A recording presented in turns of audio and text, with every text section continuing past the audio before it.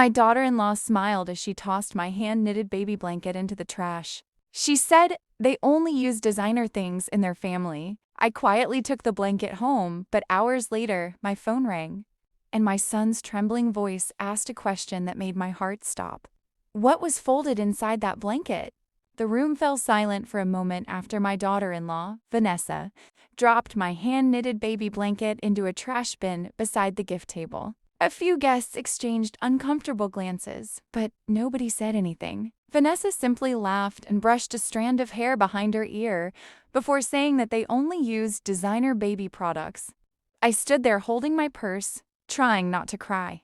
The blanket had taken me nearly 4 months to finish. Every stitch had been made with love for my first grandchild. Instead of arguing, I walked over, pulled it out of the trash, folded it carefully, and left the baby shower. The drive home felt longer than usual. My hands trembled on the steering wheel as I replayed the humiliation over and over again. My son, Ethan, had always been kind, but ever since marrying Vanessa, he seemed caught between pleasing his wife and staying connected to his family. I convinced myself that making a scene would only make things worse.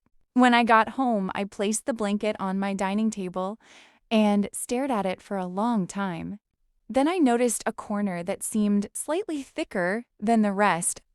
Suddenly, I remembered something I had almost forgotten. Months earlier, when I started knitting the blanket, I wanted it to become a family keepsake. My grandmother had done something similar decades ago. She used to sew tiny notes into quilts, messages that future generations would discover years later. Inspired by her tradition, I decided to place something special inside the blanket before finishing it. Not money, not jewelry, but something far more meaningful. Tucked deep between the layers was a sealed envelope containing family documents, handwritten letters, and a small key. The key opened a safe deposit box that had belonged to my late father. Inside that box were family heirlooms and records that traced our family's history back over a century. I had intended to present the envelope privately to Ethan and Vanessa after the baby was born. It was meant to be a symbol of trust and family legacy, but after what happened at the shower,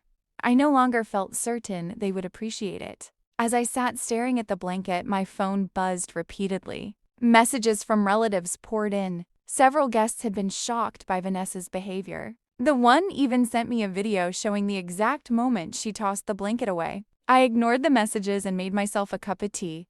Then shortly before midnight, my phone rang again. This time, it was Ethan. The moment I answered, I knew something was wrong. Ethan sounded panicked. His voice cracked as he asked if I still had the blanket. When I told him yes, he let out a shaky breath. Then he asked what had been hidden inside it. My heart raced. I demanded to know why he was asking. There was a long silence before he explained. Apparently, after I left the shower, one of Vanessa's friends had jokingly commented that older generations often hid money or jewelry inside handmade gifts. The comment had sparked curiosity. Vanessa suddenly remembered how heavy the blanket felt when she threw it away. By then, she realized I had taken it home. She became obsessed with finding out what might have been inside. Ethan confessed that Vanessa had spent hours calling guests, trying to locate me. She even asked whether anyone had seen me remove something from the blanket. The situation became so intense that they argued for most of the evening. Eventually, Ethan demanded to know why she cared so much about a gift she had publicly rejected. According to him, she had no answer. The argument escalated until she finally admitted she thought the blanket might contain something valuable. Hearing that broke my heart more than the humiliation itself. The gift had represented love.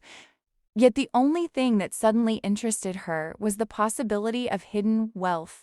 After listening quietly, I told Ethan the truth. I explained the family tradition, the letters, the key, and the history contained within the envelope. For several seconds, he said nothing. Then I heard him crying softly. He admitted that he remembered my grandmother's quilts and the stories she used to tell. He said he could not believe he had allowed distance to grow between us. A few minutes later, another voice came onto the line. Vanessa! Her confidence was gone. She apologized through tears. She admitted she had become obsessed with appearances, designer brands, and impressing people. Hearing about the family history made her realize what she had thrown away was far more valuable than anything money could buy. The next morning, Ethan and Vanessa came to my house. Vanessa looked exhausted. Without saying a word, she handed me a framed photograph from the baby shower. Underneath it was a handwritten note expressing regret for her actions. For the first time, she seemed sincere. Together, we opened the blanket and removed the envelope. Instead of keeping it, I placed it back into Ethan's hands. Family legacies are not measured by price tags, luxury brands, or social status. They are measured by love, sacrifice, and the stories passed from one generation to the next. Years later, that same blanket rested in my grandchild's room, and every time I saw it, I remembered that sometimes the most valuable treasures are the ones people almost throw away. The blanket was never about money. It was about family, memory, and a legacy that nearly disappeared because someone cared more about labels than love. And in the end, the thing hidden inside that blanket changed not just one night, but an entire family forever.